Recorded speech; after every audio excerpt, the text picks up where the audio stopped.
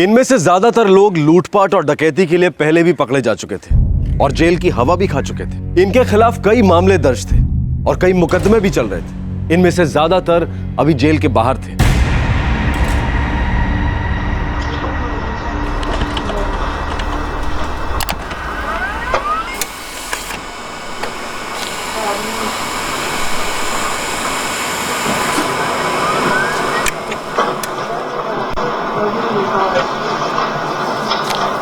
प्रतीक, मुझे ये फोटोग्राफ भी अच्छी लग रही है प्रोजेक्ट के लिए। देखिए कौन सी? अच्छा, पर सब्जेक्ट पे नहीं जा रहा ना अंजलि, हमारा आर्टिकल साइड सीन पे नहीं है। Let's stick to the eateries, okay?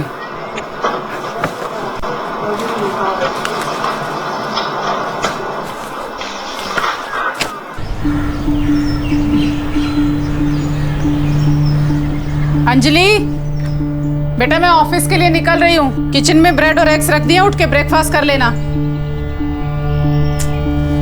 Anjali उठ जाओ बेटा। अच्छा मैं जा रही हूँ, बाय।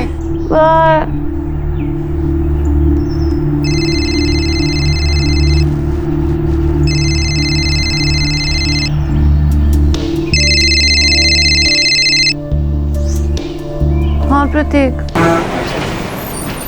हाँ अंजलि, रचना ने एक नया असाइनमेंट दिया है, ओल्ड बिल्डिंग्स ऑफ मुंबई। तुम करना चाहोगी? या ऑफ कोर्स। ओके, तो एक काम करो, मुझे चर्चगेट में आकर मिलो अराउंड 10:30 बजे फिरोज के पास। पर प्रतीक 8:30 बज चुके हैं। हाँ तो जल्दी करो। Okay, I be there as soon as possible.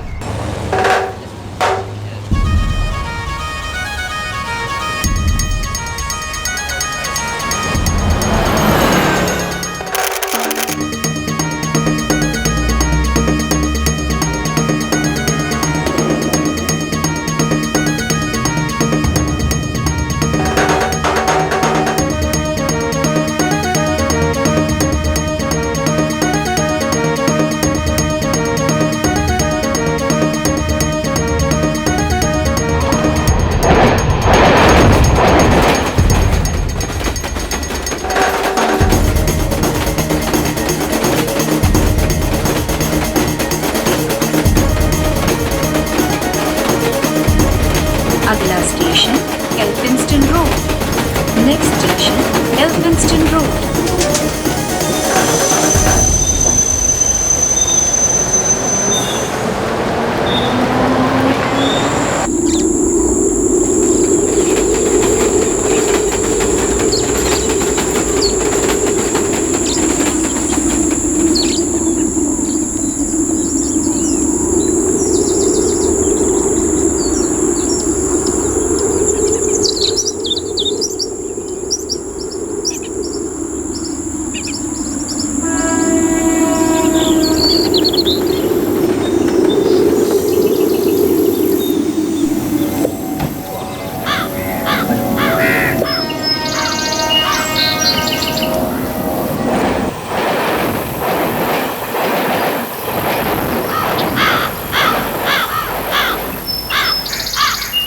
Excuse me, इस मिल का अच्छा व्यू कहाँ से मिलेगा? अच्छा, ये दीवार पार कर लो, अच्छा भी मिलेगा। अच्छा उस तरफ? हाँ ओके, थैंक यू। आ जाओ।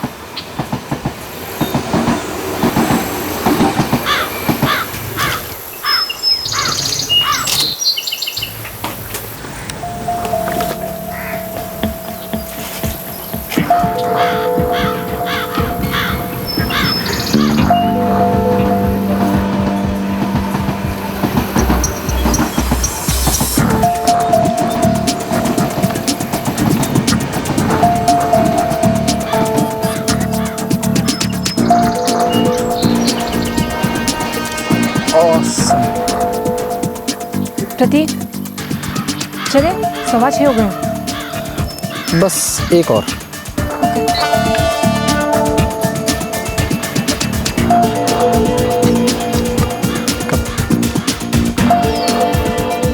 अच्छा शॉट। ओए, हाँ चलो, हमारे बॉस ने तुम लोगों को बुलाया। क्यों? अभी रेस्ट्रिक्टेड एरिया ये, फोटो खींचना मना है यहाँ पे।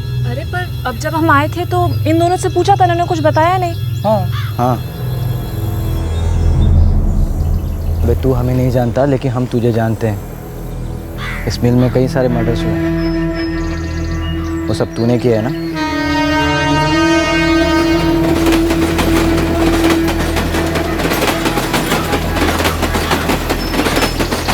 दो यंग मीडिया प्रोफेशनल्स अंजलि और प्रतीक को समझ में नहीं आ रहा था कि ये क्या हो रहा है। 3 लड़के उनका रास्ता रोककर खड़े थे और उनके इरादे भी नेक नहीं लग रहे थे। 25 दिन पहले भी इस बंद मिल के कंपाउंड में एक लड़का और एक लड़की आए थे।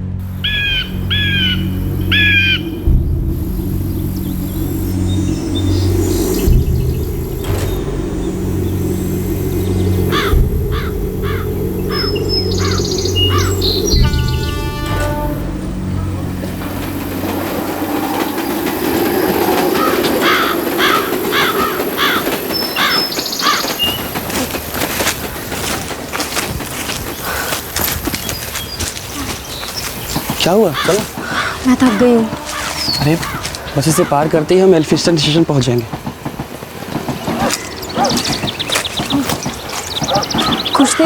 कुछ देर बैठे क्या? चल आगे चल के बैठते हैं। चल। धीरज, हाँ? हम लोग हमेशा साथ रहेंगे ना? अरे ये भी कोई पूछने की बात है? हाँ भारती, मैं पहले एक अच्छी सी जॉब ले लूँ और फिर एक अच्छा सा घर, जैसा तेरी आई चाहती है। फिर शादी के लिए आऊँगा ना तेरा हाथ मांगने तेरे घर।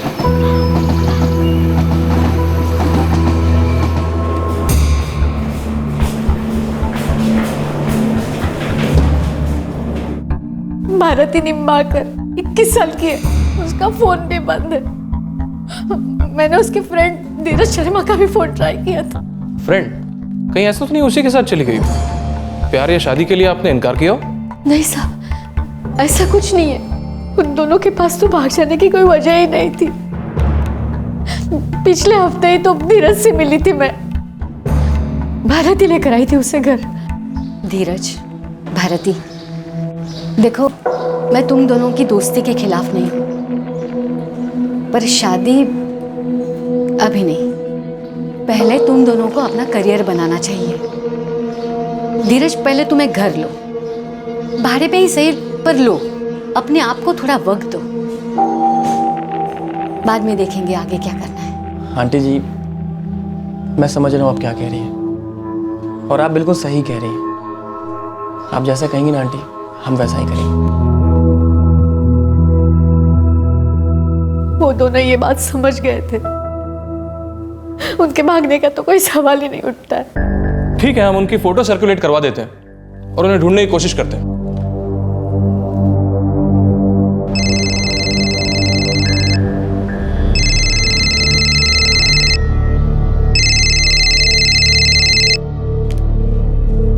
हेलो, आई भारती, कहाँ है तू? आई मैं बिहार में हूँ। तू मेरी चिंता मत कर। बिहार में क्या हुआ भारती? धीरज भी तेरे साथ है क्या? तू वहां क्यों चली गई? हाय, तू समझ ना। देख, मैं बिल्कुल ठीक हूँ। अभी मैं तुझे कुछ नहीं बता सकती। मैं तुझे बाद में फोन करूंगी। क्या हुआ? तू वहां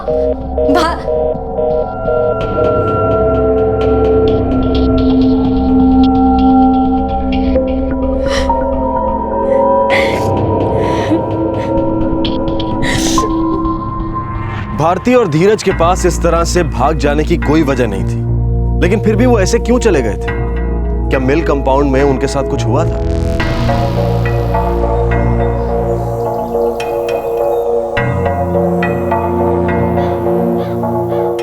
और इस समय 2 मीडिया प्रोफेशनल्स अंजलि और प्रतीक एक मुश्किल परिस्थिति का सामना कर रहे थे। देखिए, आप लोगों की गलतफहमी है। यहाँ फोटो खींचना मना है। एक मिनट।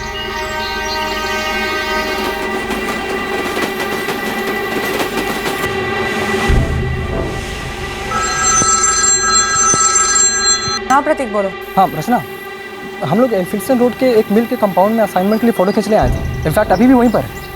और यहाँ कुछ लोग हैं जो कह रहे हैं कि ये एरिया रिस्ट्रिक्टेड है। अच्छा ठीक है, एक काम करो, तुम सारे फोटोग्राफ्स उन्हें दिखाओ और सामने इरेज कर दो। ओके? ओके। और सुनो, जितना जल्दी हो सके तुम और अंजलि निकलो वहाँ से, ठीक है? देखिए भाई साहब, हम लोग जितने भी फोटोज़ खींचे सब इस कैमरा में और आपके सामने डिलीट कर रहे हैं। अब तो कोई प्रॉब्लम नहीं है ना?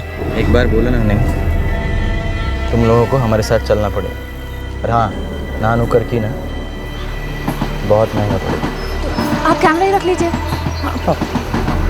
आप ये लीजिए। हम रख। ठीक है, आप लोग ये फ़ोन रख लीजिए, हमने इसमें भी कुछ फोटोग्राफ। आखिरी बार बोल रहा हूँ, तुम लोगों को मेरे साथ चलना पड़ेगा। चलो।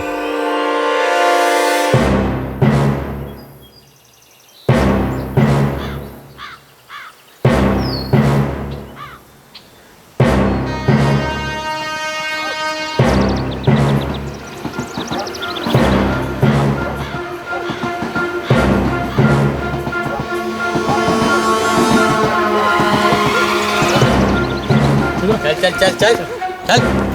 ये देख। अरे ये क्या कर रहे हैं आप लोग? कैमरा देने का शौक था तुझे? इधर खड़ा हो जा। क्या कर रहा है? बोल। चलो बेल्ट निकालो।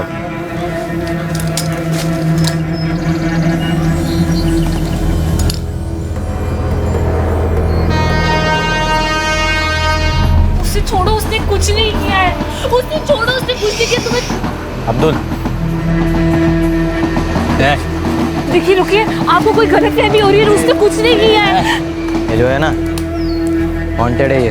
वो वांटेड नहीं है, वो मेरे साथ काम करता है। हम लोग तू सिखाएगी मुझे? हाँ, वो काम करता है हम मेरे। सब जानते हैं। इसका ध्यान रख, तब हम इस लड़की की पूछताछ करते हैं। चले, लेके चल इसे। चल चल चल।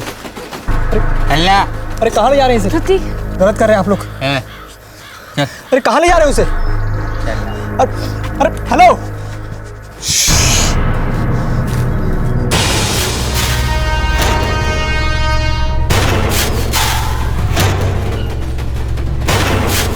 चल।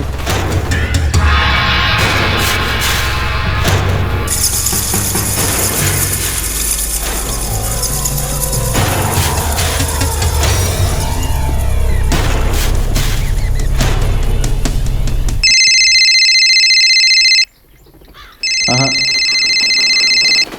उठाना मत।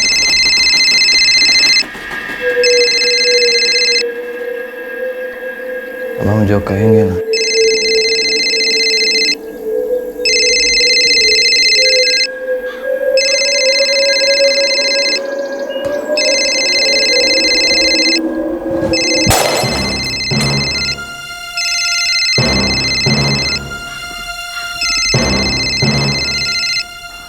अपनी माँ से बोल तो ठीक है, और घर देरी से आएगी आज।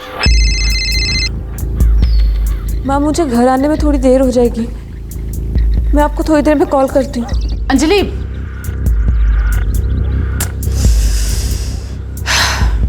अब हम जो कहते हैं वो कर दीजिए।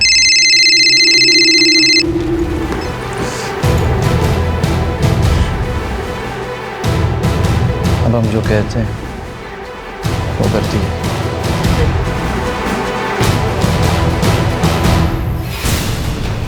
आ जाओ, पूछताछ चालू है।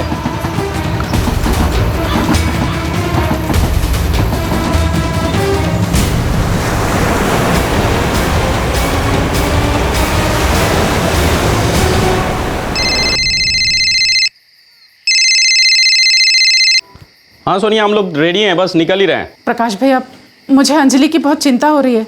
क्या हुआ? मेरी कुछ देर पहले उससे बात हुई थी। मुझे तभी कुछ ठीक नहीं लग रहा था।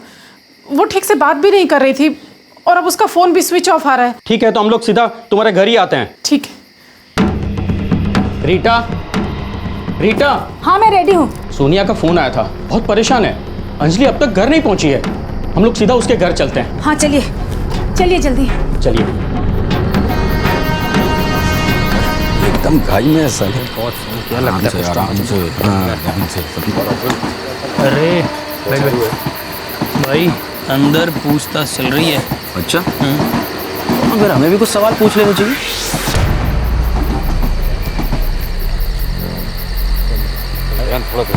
तब तक मैं इस लड़के को गलतफहमी हो रही है आप लोगों से, प्लीज समझो।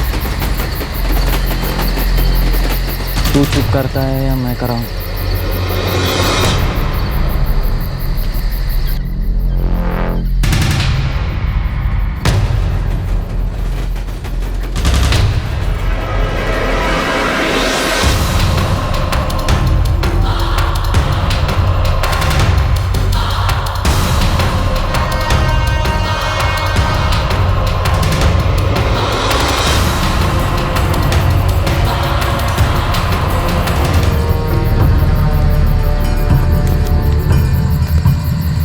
जल्दी खोलना अब्दुल,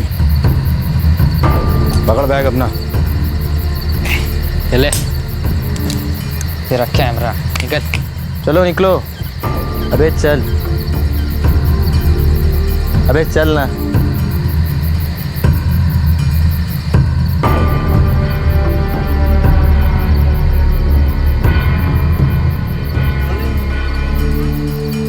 और हाँ, तुम दोनों एक बात कान खोल कर सुन लेना, अगर गलती से भी अपना मुंह खोला ना तो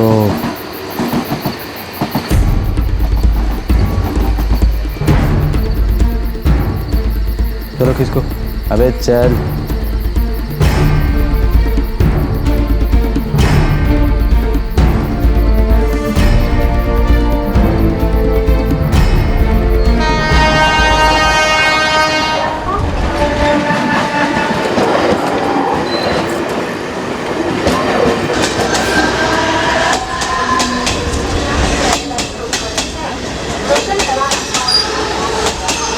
तुम ठीक हो? उन्होंने मेरा रेप किया है।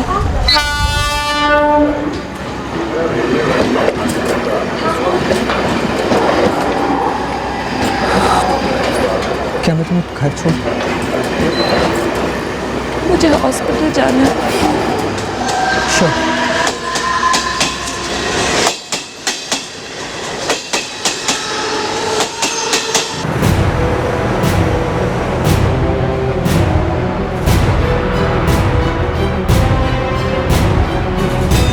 मैं अंजलि को लेकर हॉस्पिटल जा रहा हूँ। ठीक है, मैं सीधा हॉस्पिटल पहुंचती हूँ।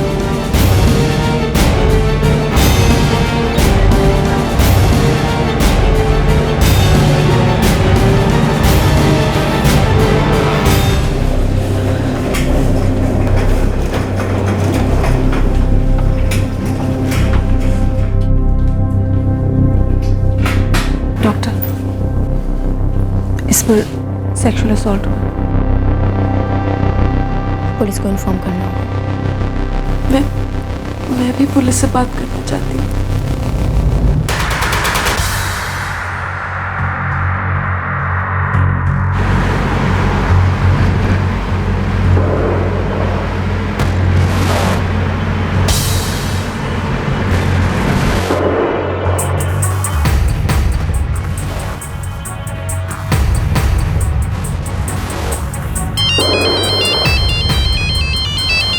अंजलि का फोन है।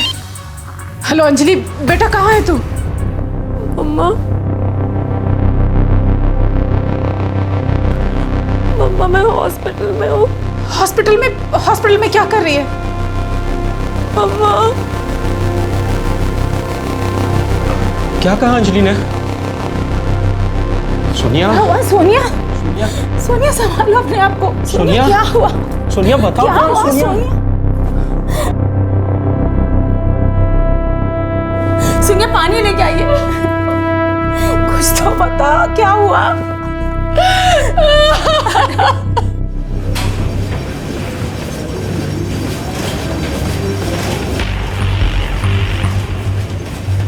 वो अंदर। एग्जैक्टली क्या हुआ था?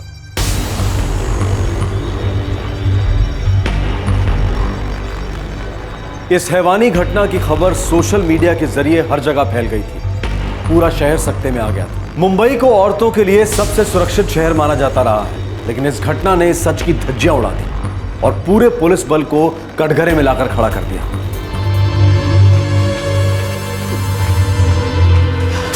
अंजलि कहाँ है? उसका मेडिकल चेकअप चल रहा है, थोड़ी देर में उसे वार्ड में शिफ्ट कर देंगे। आप बैठिए।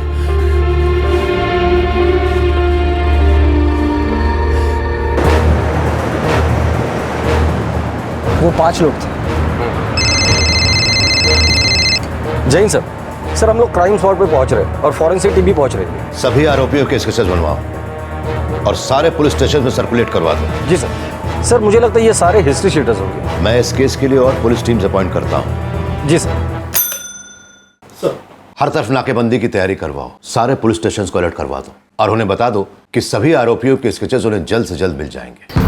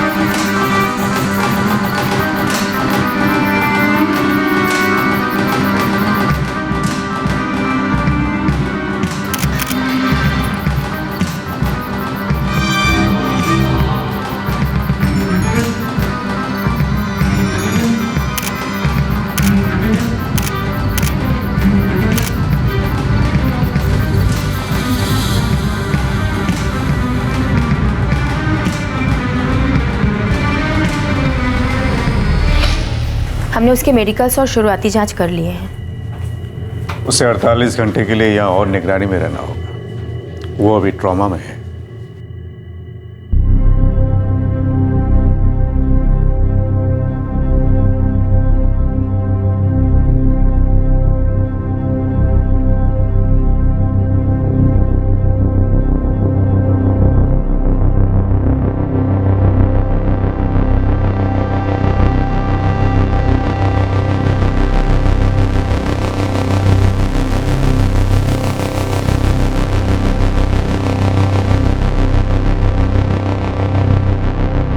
हमारे वहाँ पहुँचते ही जो 2 लोग मिले थे वो मीडियम हाइट के थे और उनकी उम्र तकरीबन 20-22 साल। आप एक एक करके उनका हुलिया बताइए। हाँ,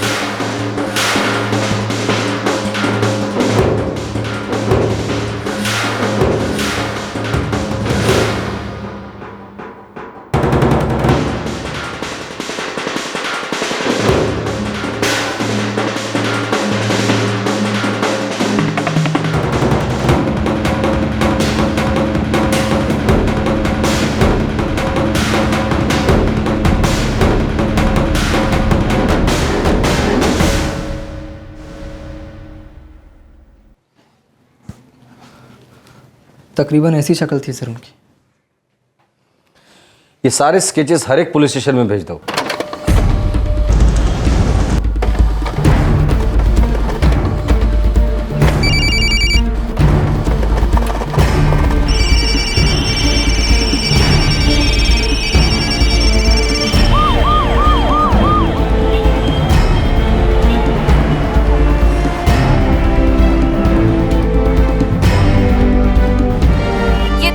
शाम को एक वीरान पड़ी मिल कंपाउंड में। क्या ये एक और निर्भया कांड है? हमें खबर मिली है कि लड़की की हालत गंभीर है। क्या मुंबई भी महिलाओं के लिए सुरक्षित नहीं रही?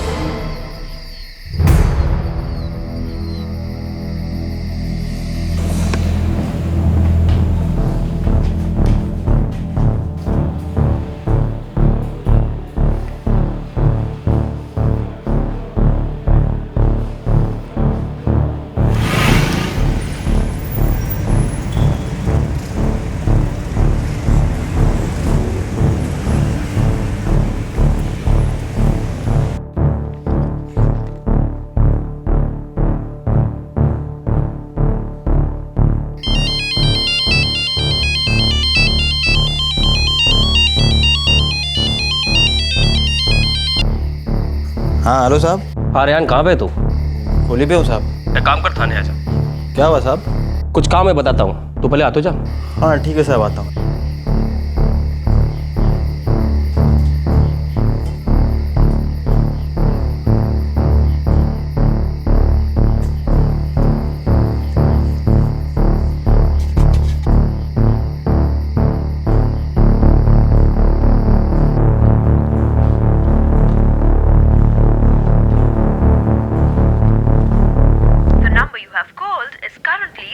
Off. Please try again later. The number you have called is currently switched off.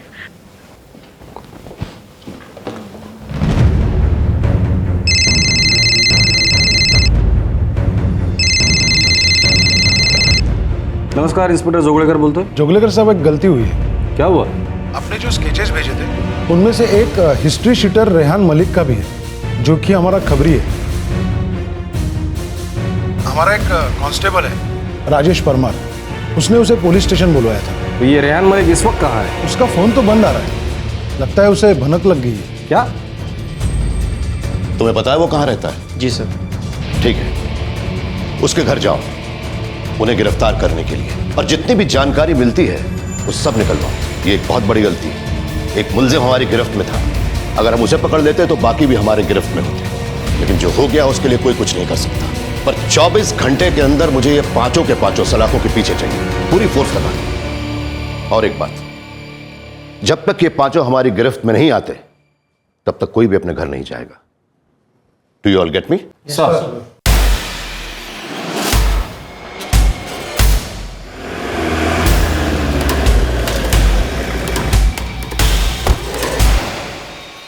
Sir ये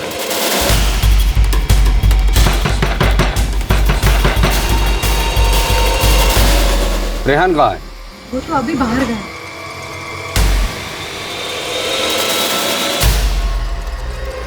साहब हुआ क्या है साहब, कुछ बताइए तो सही। रेहान कहाँ है? उसने तो कहा कि वो पुलिस स्टेशन जा रहा है। अम्मी, मैं जरा जाके आता हूँ, देर हो गया आने में। पर तू जा कहाँ रहा है? वो पुलिस वालों ने बुलाया, जरा कुछ काम होगा, होके आता हूँ। लेकिन वो पुलिस स्टेशन पहुंचा ही नहीं है और अभी उसका फोन भी बंद आ रहा है। साहब अब मैं क्या बोलूं, वो हमेशा बोल के जाता है कि पुलिस का कुछ काम है, तो मैं उसे कुछ पूछती नहीं। एक काम करो, इस फातिमा का नंबर सर्वेलेंस पे डाल दो, हो सकता है वो झूठ बोल रही हो। सर एक लड़का है प्रताप, वो ज़्यादातर रेहान मलिक के साथ ही रहता है, मैं जानता हूँ उसे।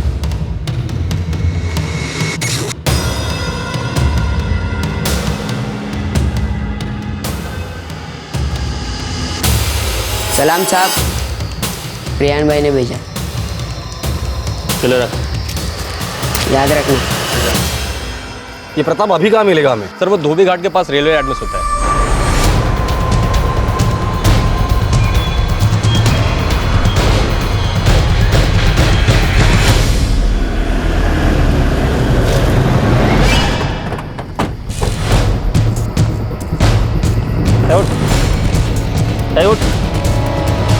उठ रहे।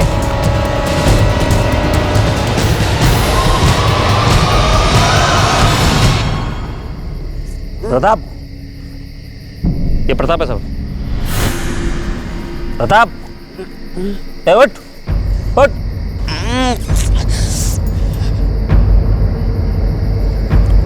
क्या हुआ साहब? रेहान कहाँ है? मुझे क्या मालूम, शाम को तो मिले थे। कहाँ मिले थे? पार्लर में। साहब हम पार्लर में पत्ते खेल रहे थे, फिर सब लोग चले गए। उस वक्त तुम्हारे साथ कौन कौन था? रेहान भाई, संजय भाई, जावेद भाई और मैं। इनमें से ये तो रेहान है, क्या इन लोगों को जानते हो तुम?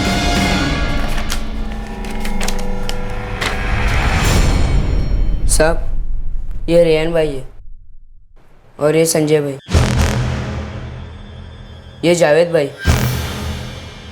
ये नजीब भाई और ये अब्दुल भाई। तुम इन सबको जानते हो? हाँ साहब, जब अब्दुल भाई का फ़ोन आया तब रेहान भाई निकले, फिर थोड़ी देर बाद संजय भाई और जावेद भाई निकले। पता इन लोगों ने घिनौना काम किया और ये लोग हमें किसी भी हालत में चाहिए। चल बोल, ये लोग कहाँ हैं? साहब हम पार्लर में पत्ते खेल रहे थे, रेहान भाई, संजय भाई, जावेद भाई और मैं।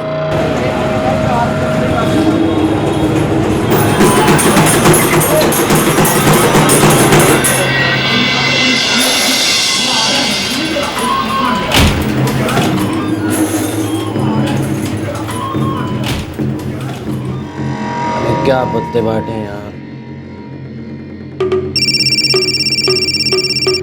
अबे रुक। हाँ अब्दुल बोल। हाँ रेहान, 2 शिकार आए हैं अभी अभी। आजा आजा। अच्छा तू रुक, मैं आता हूँ। क्या हुआ अबे? अबे अभी अभी वहाँ 2 शिकार आए हैं। अच्छा मैं जाता हूँ, फिर तुम लोगों को फ़ोन करता हूँ, ठीक है? ठीक है, तो खेल। साहब पहले रेहान भाई गए, फिर कोई आधे घंटे बाद संजय भाई को अब्दुल भाई का फ़ोन आया। ओहो यार। अब्दुल? हाँ अब्दुल बोल। आ जाओ, पूछताछ चालू है। ठीक है, पहुँचता हूँ। बंद कर यार अब। उधर पूछताछ चालू है। चल छोटू, समेट ले। हाँ। उसके बाद मैं निकल गया, फिर पता नहीं क्या हुआ। इस वक्त ये लोग कहाँ मिलेंगे? क्योंकि रेहान को तो आइडिया हो गया कि हम लोग उसे ढूंढ रहे हैं। मुझे अब्दुल भाई और जावेद भाई का घर मालूम है, वो मैं आपको बता सकता हूँ। बोल। अब्दुल भाई भुजंग चाल में रहते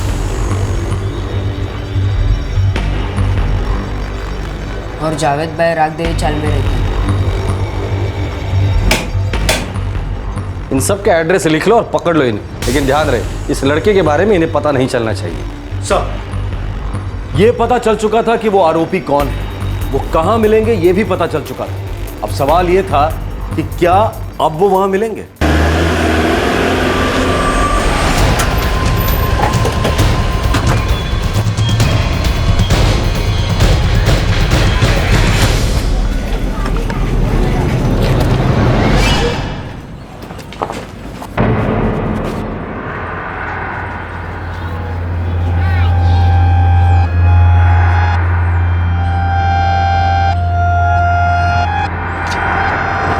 अरे सुन, ये रूम नंबर 18 किधर है? अब्दुल बारी का घर। अब्दुल बारी सब, ये सीधा जाके लेफ्ट मार के रहेगा। ये पहला लेफ्ट? हाँ सब।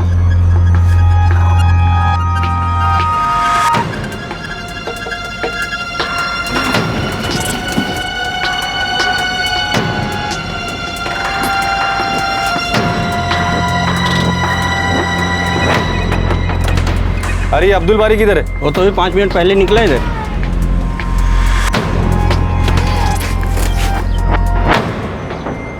हाँ लगता है अब्दुल हमारे हाथ से निकल गया। तुम लोग तुरंत जावेद के पास पहुंचो। हाँ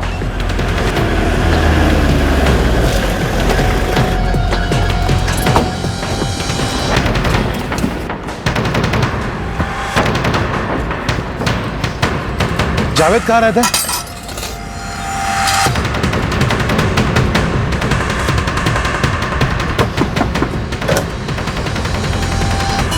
जावेद घर पे है?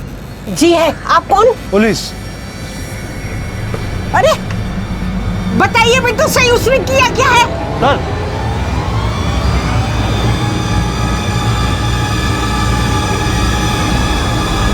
ये देखिए सर। कौन है? चल। कौन है? अरे बताइए उससे, इसे कहाँ ले जा रहे हो? हुआ क्या? लेके चलो इसे। कहाँ ले जा रहे हैं? बताओ। अरे साहब मैंने क्या किया? चल बताते हैं क्या किया, चल।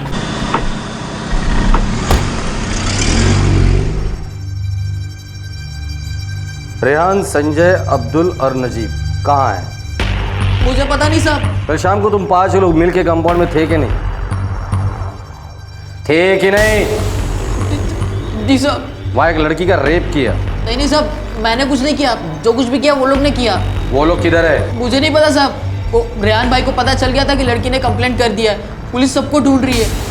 मैं घर आ गया, संजय थाने के बाहर देख रहा था कि पुलिस किधर जाती है।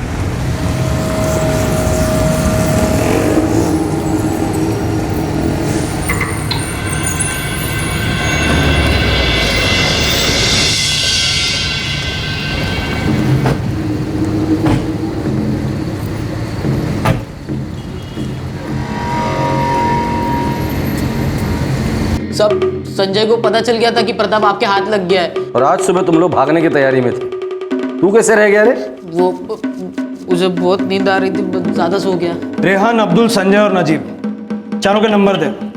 वो तो मेरे मोबाइल में है। सर सबके नंबर मिल गए।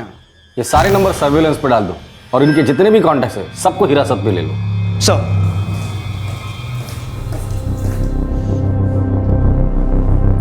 ध्रुव कल शाम यूएस से वापस आ रहा है।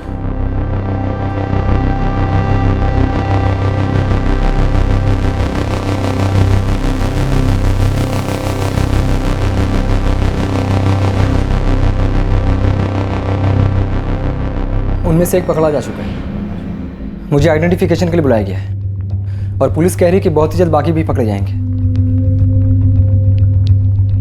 इस जावेद का बयान ले लो, बाकी सारे आरोपियों के स्केचेस और डिटेल्स हर जगह फ्लैश कर दो।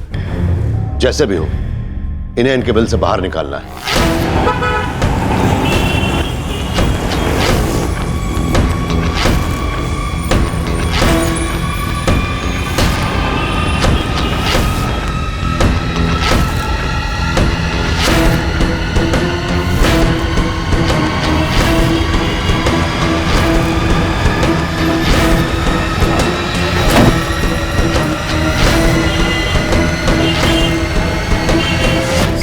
संजय अपने दोस्त के साथ कहीं रहता है,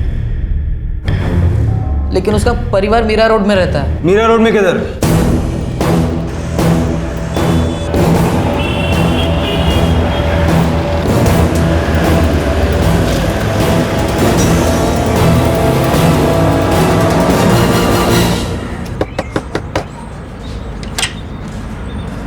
संजय,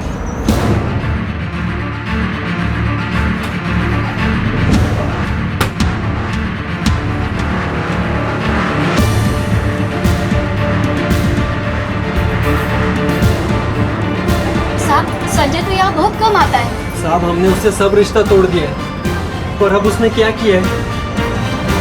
साहब अंदर नहीं है, तुम दोनों हमारे साथ चलो। चलो क्या है साहब, ओ साहब, आइए साहब, क्या किया साहब? सुनो तो सही साहब, क्या किया साहब? ओ साहब, सुनो तो सही। छोड़ दो ना साहब। साहब उसने कुछ नहीं किया है। साहब सुनो तो सही। साहब सुनो। साहब छोड़ दो। साहब सुनो तो सही। साहब कुछ नहीं किया। साहब मेरे को सच्ची नहीं मारेंगे। मेरी तो यहाँ से वो दुआ सलाम होती थी, मुझे नहीं पता कहाँ। ये सब अब थाने में जाके पता चलेगा। चल साहब लेकिन साहब मैं साहब नौकरी करता हूँ साहब। मैं मेरे भाई संजय से कोई लेना देना नहीं है। हम लोग साथ में भी नहीं रहते साहब। तो वो कहाँ रहता है? किसी दोस्त के साथ? वो हमको मालूम नहीं साहब। मैंने उसको एक बार गोविंद नगर चौल में देखा था साहब। वो वहाँ किसी अर्जुन के यहाँ रह रहा है। चल बता कहाँ रहता है वो, चल। साहब प्लीज मुझे जाने दो, मुझे काम पे जाना है साहब। जब तक संजय नहीं मिलता ना तू कहीं नहीं जा रहा है। साहब सुनो ना साहब। देख परवेश, तो दिन भर उसके साथ आवारागर्दी करता रहता है। बता दे किधर है वो? ऊपर वाले कसम साहब, पिछले 1 महीने से उससे नहीं मिला हूँ साहब। एक बात समझ ले, तो सच नहीं बताएगा तो यही सड़ता रहेगा। सच्ची बोल रहा हूँ साहब, आप मेरा यकीन तो करो साहब। बता चल, वो किधर है? अब्दुल किधर है? नहीं पता साहब। बताया नहीं ना? वही मालूम साहब।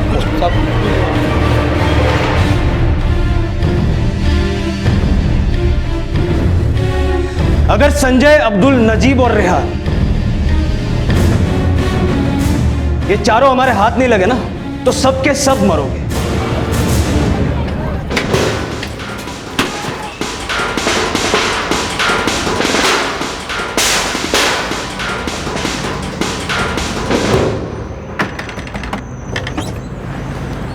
अर्जुन जी, ये संजय भांगे किधर है? वो तो कल रात से ही घर में है साहब। अच्छा चल। साहब मैं सच बोल रहा हूँ साहब।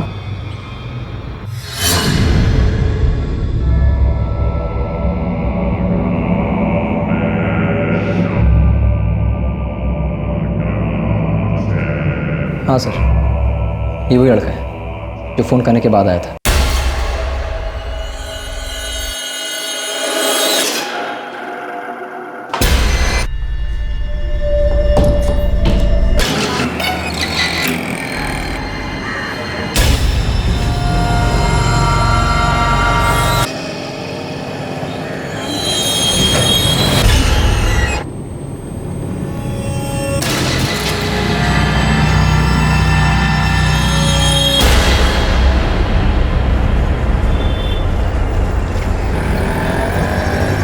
पुलिस उस हर सिरे को खंगाल रही थी जहां से उन आरोपियों के बारे में कोई भी जानकारी मिल सकती थी। सभी आरोपियों के स्केचेस हर जगह दिखाए जा रहे थे। पूरा शहर गुस्से की आग में दहक रहा था। क्या ये एक और निर्भया कांड है? क्या मुंबई भी महिलाओं के लिए सुरक्षित नहीं रही?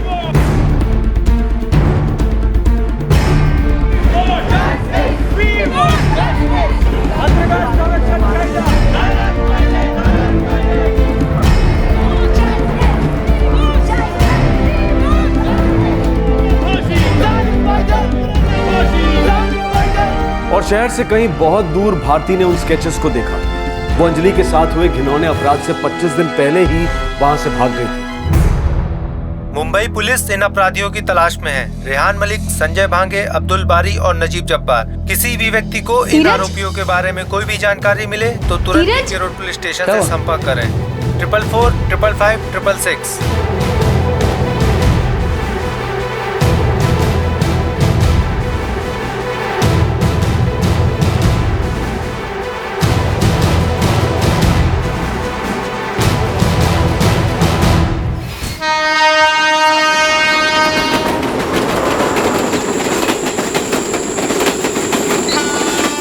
अच्छा चल, अब देर हो जाएगी।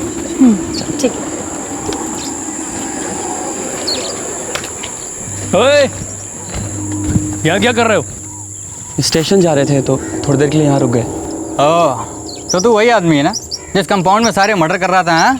अरे क्या कह रहे हैं आप? सुन, कुछ सवाल पूछने हैं। देखिए, आप लोगों को गलतफहमी हुई है। हम लोग तो यहाँ के रहने वाले भी नहीं हैं। अच्छा, तो फिर यहाँ क्या कर रहे थे? हाँ, मिल गए वो लोग, आ जाओ। अरे सुनो तो भाई। तू सुन, और ज़्यादा तकलीफ में नहीं पड़ना चाहता है तो जो कह रहे हैं चुपचाप करता जा, समझे?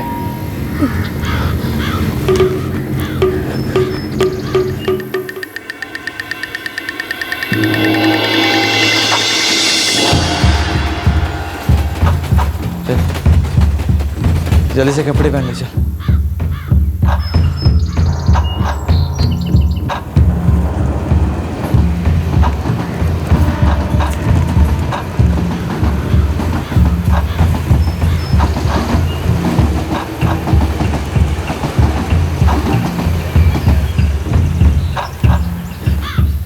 अबे सुनो, देख किसी को कुछ बोलना मत, वरना बहुत भारी पड़ेगा दोनों को। और तेरी तो फोटो भी है हमारे पास।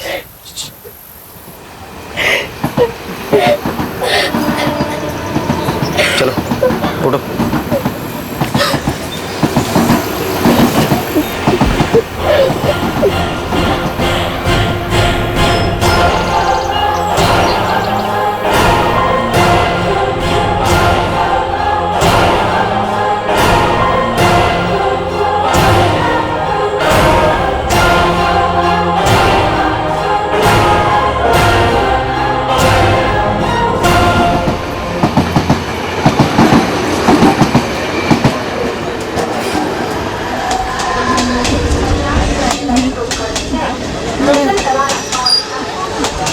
मैं घर नहीं जाऊंगी,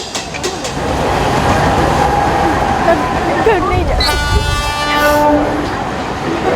मर जाऊंगी। नहीं भारती, इसमें तेरी कोई गलती नहीं है। हम यहाँ से कहीं चले जाएंगे, किसी को कुछ पता नहीं चलेगा।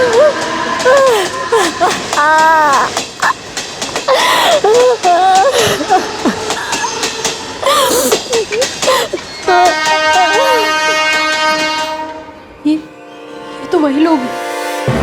उन्होंने एक और लड़की को अपना शिकार बनाया। धीरज, वापस चलते, मुझे और चुप नहीं बैठना है। चलो धीरज।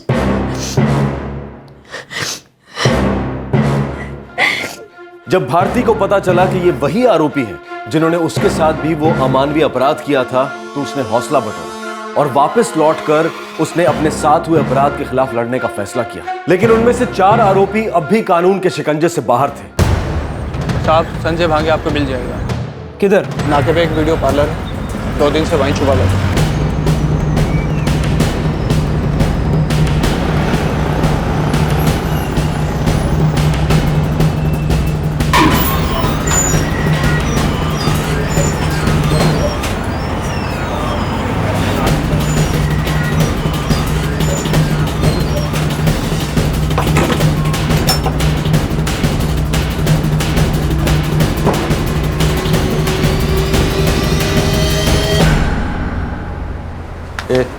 चल।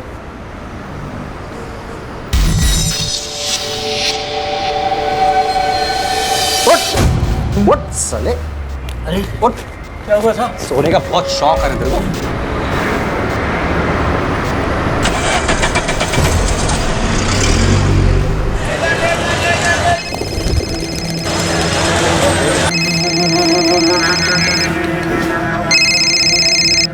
शकील बोल।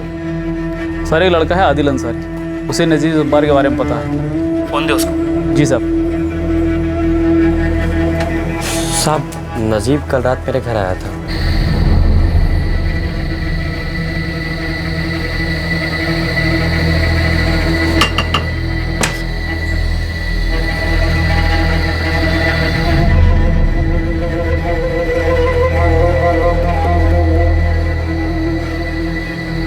भाई नजीब, क्या किया है तूने? अरे कुछ नहीं यार, मैं कल चला जाऊंगा, ठीक है? तो टेंशन मत ले। देख, सच सच बता, ये जो लड़की का दिखा रहे हैं अखबार और टीवी में, कहीं तो उसमें तो शामिल नहीं है ना? क्योंकि उसी मिल की बात है जहाँ तू अक्सर जाया करता था। अरे तू मस्त रहना यार, तू टेंशन क्यों लेता है? मैं कल चला जाऊंगा, ठीक है? तुझे कुछ भी नहीं होगा। चल।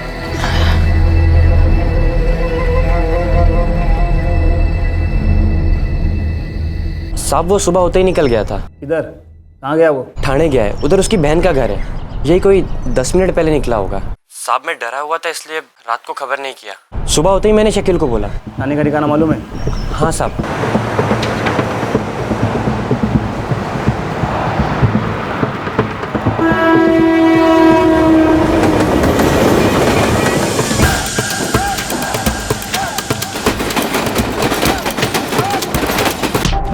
नहीं पता साहब, टांग तोड़ के हाथ में दे दूंगा।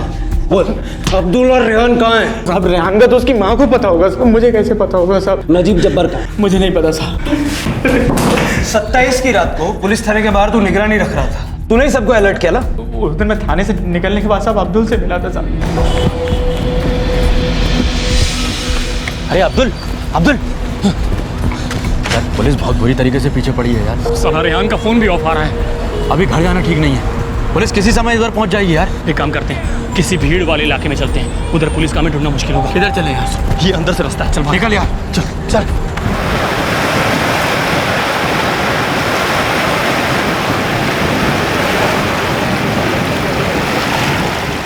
साहब उसके बाद सुबह तक हम लोग साथ थे साहब, फिर वो किधर गया साहब मुझे नहीं मालूम साहब। उसके बाद वो घर गया और फिर भाग गया। अगर अब्दुल नहीं मिला ना तो तेरा जीना बहुत मुश्किल हो जाएगा। साहब मुझे सिर्फ उसकी बीवी का पता है साहब। बोल। बस ही में रहती है साहब। एड्रेस बोल।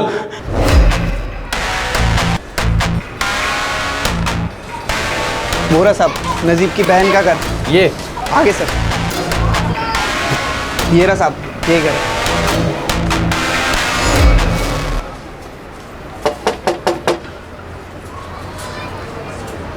नजीब कहाँ है? वो तो इधर नहीं आया साहब।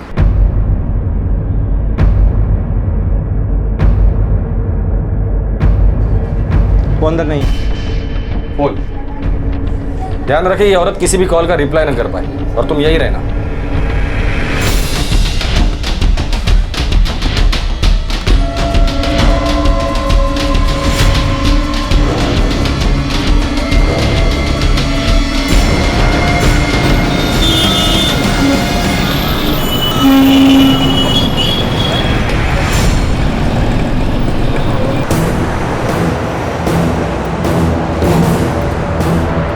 सर हम अब्दुल की बीवी के घर पहुंच रहे हैं। नजीब अपने बहन के घर पे अभी तक पहुंचा नहीं है, लगता है पकड़ में आ जाएगा वो।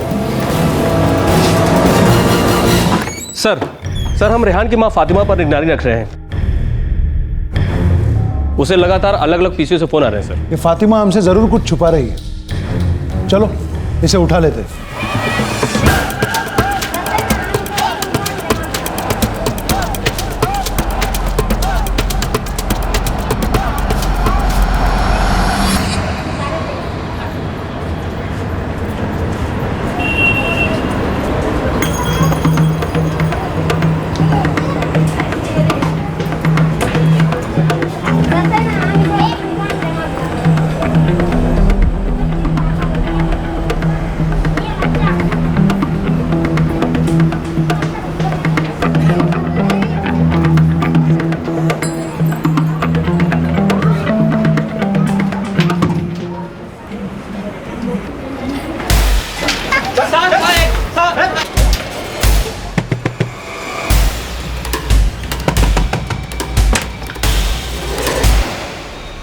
जी शाहीन, आप मानते क्यों नहीं? सुनिए ना साहब, मेरी बात तो सुनिए। देखिए मैं सच बोल रही हूँ साहब, मैंने आपको उसी रात को बोला था कि मेरे को पता नहीं वो कहाँ है। वो निकलते समय इतना जो बोला कि पुलिस थाने जा रहा है। मैं सच्ची बोल रही हूँ साहब। आप मानते क्यों नहीं? अरे चलो, मैं सच बोल रही हूँ।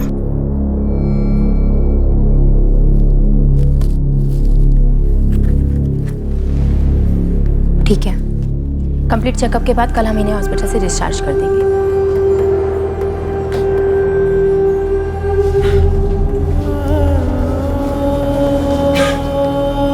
अंजलि बेटा, तुम ठीक हो ना? हाँ माँ,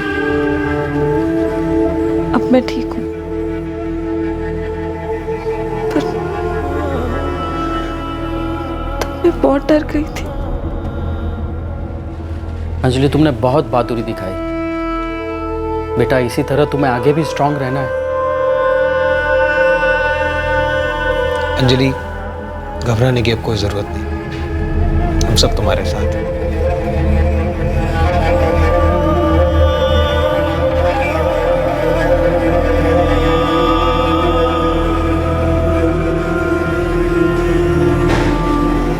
अब कैसा फील कर रही हो अंजलि? ठीक हूँ। वो सब पकड़े गए? हाँ, 3 पकड़े गए, बाकी पकड़े जाएंगे। मैं उस दिन इतना हेल्पलेस फील कर रही थी। अब इस बात पे गुस्सा आता है कि मैं कुछ नहीं कर पाई। मन तो करता है कि सबको मार डालूं।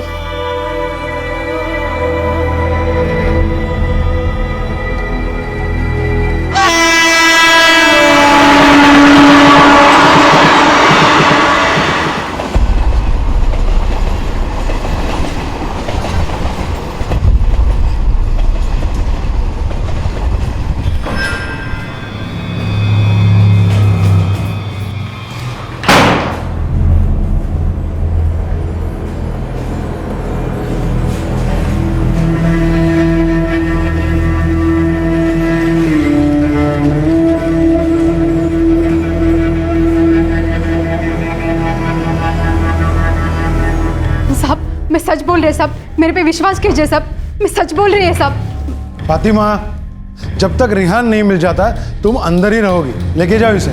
सब अब कितने बार बोलूं साहब, मेरे को कुछ नहीं पता। रुको, फोन लो उसका। लैंडलाइन नंबर सर, पक्का किसी पब्लिक बूथ से होगा। बात करो, स्पीकर फोन ऑन कर। हेलो अम्मी। हाँ बेटा। वो पुलिस आई थी क्या घर पे? ना बेटा। ठीक है, मैं तुझे शाम को फिर फोन करता हूँ। ठीक है। फातिमा, रेहान कहाँ है बता दे, वरना तुम्हारा जीना मुश्किल कर देंगे हम लोग। साहब, वो अस्पताल में किसी वेटिंग रूम में 2 दिन से वो वही है। कौन सा हॉस्पिटल? सर, दिल्ली पुलिस कल रेलवे स्टेशन पर पहुंच जाएगी। अब्दुल बारी दिल्ली मुंबई एक्सप्रेस से निकला है। गुड, कल तक सारे आरोपी हमारी कस्टडी में होंगे।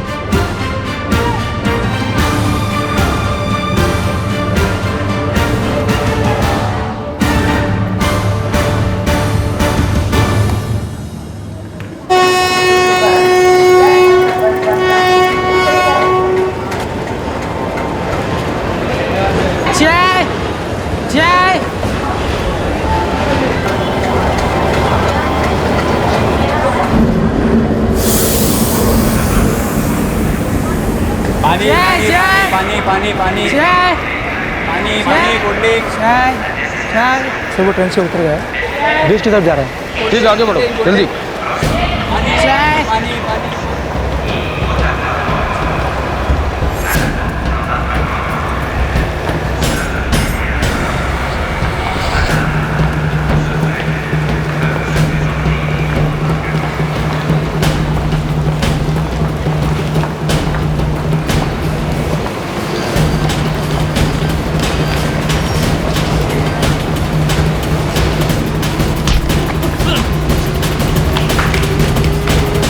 सर, अब्दुल बारी पकड़ा गया है, कल तक वो हमारी कस्टडी में होगा। वेरी गुड, अब सब हमारे कस्टडी में। सबके बयान ले लो और आइडेंटिफिकेशन करवा लो। सब। जुर्म होने के 65 घंटों के अंदर सभी मुल्जिम सलाखों के पीछे थे। इस बीच भारती भी वापस मुंबई आ गई थी।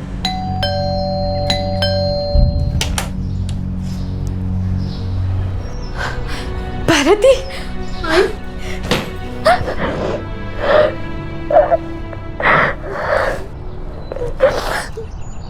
बेटा ऐसा क्या हुआ जो तू यहाँ से अचानक से चली गई?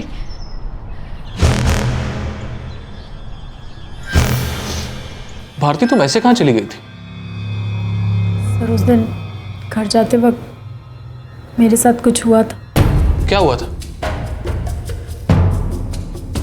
मैं धीरज के साथ इनके रास्ते से रेलवे स्टेशन की तरफ जा रही थी और थोड़ी देर के लिए वहीं रुक गए।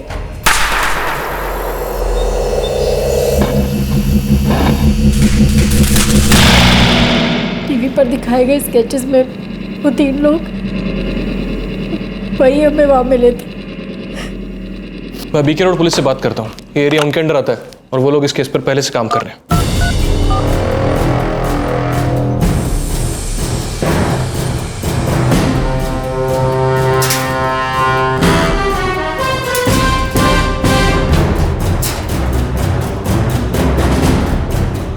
3 अक्टूबर को और एक लड़की के साथ तुम लोगों ने यही हरकत की।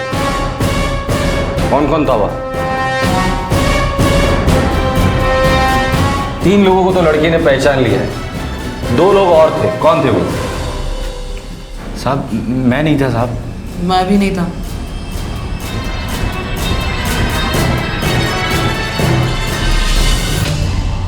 साहब वो ये संजय का भाई था करण। साहब कुछ किया नहीं है साहब। और कौन था? कौन था? वो परवेज जलील था साहब। परवेज जलील, उसको भी तो उठाया था इन लोगों का पता करने के लिए। ये सब अब थाने में जाके पता चलेगा।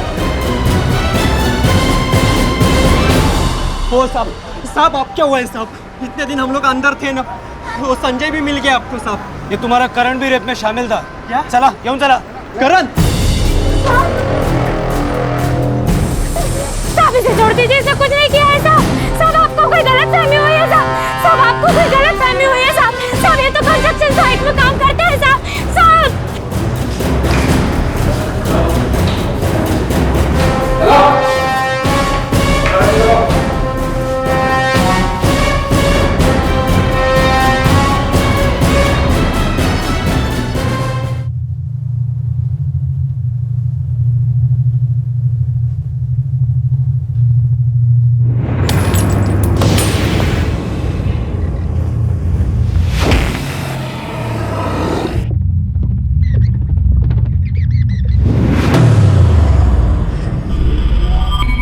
तीसरा, चौथा, छठा, 8वां और 9वां।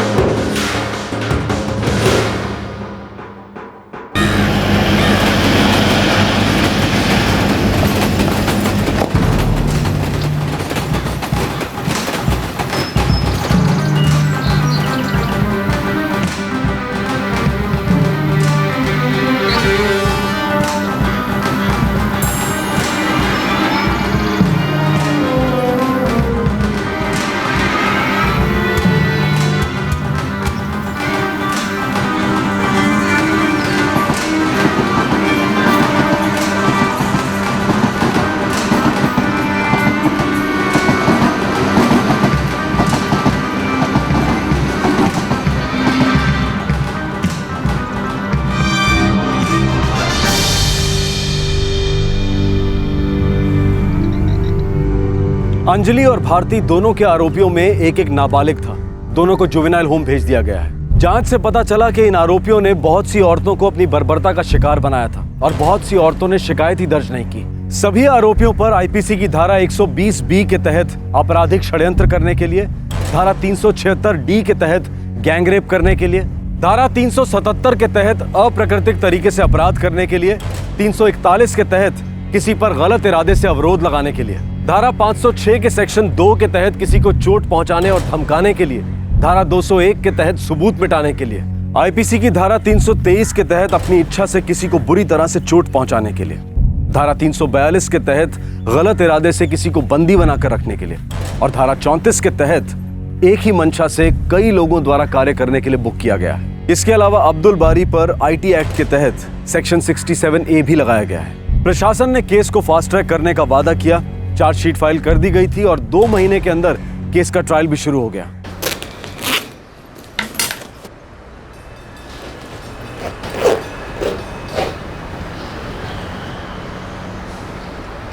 आई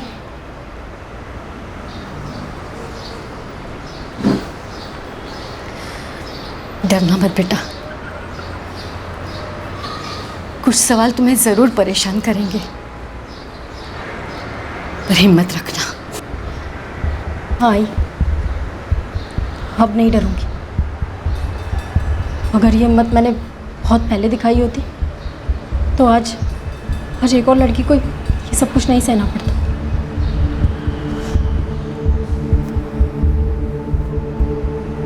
भैया मैं रेडी हूँ। अंजलि, सब ठीक हो जाएगा। हाँ, तो बी स्ट्रॉन्ग। हाँ, तुम आप रेडी हो? हाँ बेटा। चलिए। बेटा मैं तो बहुत डर गई थी, पर मैं जानती हूँ कि मेरी बेटी बहुत बहादुर है। माँ, जो मेरे साथ हुआ ना, कई लड़कियों के साथ हुआ होगा। मुझे सिर्फ इस बात की खुशी है कि आपको मुजरिमों को सजा मिल रही है।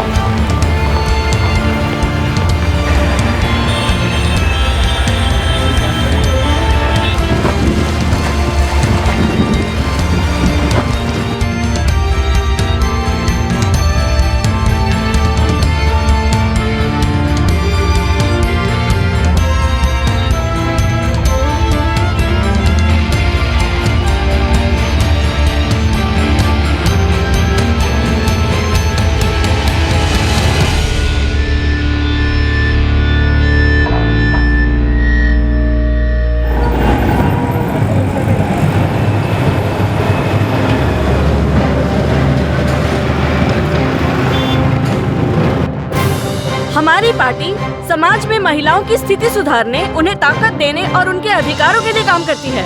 हम महिला सशक्तिकरण में विश्वास रखते हैं। महिलाओं का सम्मान करना हमसे बेहतर कौन जानता है। महिलाओं की सुरक्षा हमारी सबसे पहली प्राथमिकता है। हमने कन्याओं को हमेशा बढ़ावा दिया है। देखिए, हमारी सभी योजनाओं में महिलाओं के हित की बात है। हमारा घोषणा पत्र एक बार पढ़ें, उसमें महिला कल्याण की बात है। हमारे एजेंडे में सर्वोच्च प्राथमिकता है महिलाओं की सुरक्षा। हमारे उम्मीदवारों की लिस्ट देखिए, हमने सभी पार्टियों से ज्यादा अधिकतम महिला उम्मीदवारों को मैदान में उतारा है।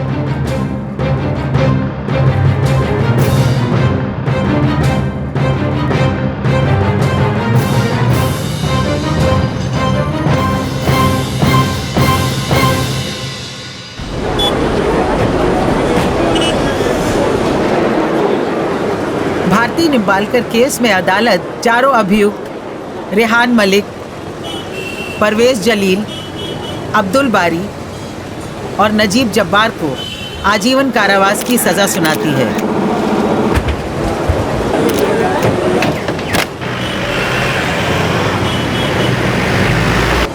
अंजलि केस में अभियुक्त संजय भांगे को भी आजीवन कारावास दिया जाता है। तीनों आरोपी रेहान मलिक, अब्दुल बारी और नजीब जब्बार को बाकी आरोपों के अलावा आईपीसी सेक्शन 376E के तहत भी चार्ज किया गया है। अगर इनमें सुधार की गुंजाइश ना भी बची हो तब भी कोई और कभी ऐसा करने की हिम्मत ना करे, ये सुनिश्चित किया जाना जरूरी है। इनके खिलाफ सख्त रवैया अपनाने की जरूरत है। आपराधिक न्याय का उद्देश्य ही सुधार और रोकथाम है। इस मामले के आरोपियों में कानून के लिए जरा भी इज्जत नहीं थी, खौफ नहीं था। मामले के तथ्यों से लगता है इनमें अब सुधार की कोई संभावना नहीं है। लिहाजा ये अदालत रेहान मलिक, अब्दुल बारी और नजीब जब्बार को सजाए मौत का हुक्म सुनाती है। – 2012 में दिल्ली गैंगरेप के बाद 2013 में क्रिमिनल लॉ अमेंडमेंट एक्ट ने आईपीसी की धारा 376E बनाई। इस सेक्शन के अंतर्गत बलात्कार के आरोपियों को एक बार से ज्यादा बलात्कार का आरोप सिद्ध होने पर सजाए मौत दी जाएगी। सभी दोषी अभी अपनी अपनी सजा काट रहे हैं। सेशन कोर्ट के इस फैसले के खिलाफ उच्च न्यायालय में अपील की जा सकती है। दोनों नाबालिगों का केस अभी कोर्ट में आना बाकी है। सभी दोषियों के परिवार वालों ने सामाजिक बहिष्कार का सामना किया। कई परिवारों ने शहर में अपने घर बदल लिए, कईयों ने तो शहर ही बदल लिए और कई अब भी अपनी रोजी रोटी की जद्दोजहद में लगे हैं। हम उनकी इस हालत से सहानुभूति रखते हैं। उन मुजरिमों ने जो भी किया उसमें उनके परिवार वालों की कोई गलती नहीं। दोनों बहादुर लड़कियां अपनी जिंदगी में आगे बढ़ रही हैं। हम उनकी हिम्मत को सलाम करते हैं और उनकी सलामती और अच्छे भविष्य की कामना करते हैं। इस तरह के जघन्य अपराध के लिए सिर्फ सामाजिक परिस्थितियों को दोष देना सही नहीं है। इस तरह के जुर्म कानून और व्यवस्था में भारी खामी की ओर इशारा करते हैं और हमारे नेता इस न्याय और व्यवस्था प्रणाली को मजबूत बनाने और सुधारने की बजाय एक विकृत नजरिया पेश करते हैं और बाद में रोना रोते हैं कि उनके बयानों को तोड़ मरोड़ कर पेश किया गया था। साफ तौर पर यह गलती उन लोगों की है जिन पर व्यवस्था को मजबूत बनाने की जिम्मेदारी है, जो कानून बनाने वाली कुर्सियों पर बैठे हैं, जो अपराधियों को बचाते हैं और सिस्टम को कमजोर करते हैं ताकि उनके साथी जुर्म करके बच निकले, जो अपराधियों और उनकी हरकतों का साथ देते हैं, उनसे संवेदना जाहिर करते हैं, जो असल में महिला सशक्तिकरण, महिला सुरक्षा से दूर भागते हैं। हालांकि उनके घोषणा पत्रों और भाषणों में इसका जिक्र जोर शोर से किया जाता है। साफ तौर पे गलती हमारी भी है क्योंकि हम ऐसे लोगों को कुर्सियों पर बैठने का अधिकार देते हैं। गलती हमारी है कि हम सबसे बड़े लोकतंत्र होने का दम तो भरते हैं, लेकिन ऐसे लोगों के तले पड़े उन्हें हम पर राज भी करने देते हैं। गलती हमारी है जो इस दयनीय हालत में भी हम सब मंजूर किए हाथ पर हाथ धरे बैठे। आपसे फिर मुलाकात होगी क्राइम पेट्रोल दस्तक में एक और नए केस के साथ। तब तक अपना ख्याल रखें, सुरक्षित रहें और सतर्क रहकर एक अच्छे नागरिक का फर्ज अदा करें। जय हिंद। इस तरह के और भी एपिसोड देखने के लिए हमारे चैनल को सब्सक्राइब करें और बेल आइकन दबाना ना भूलें।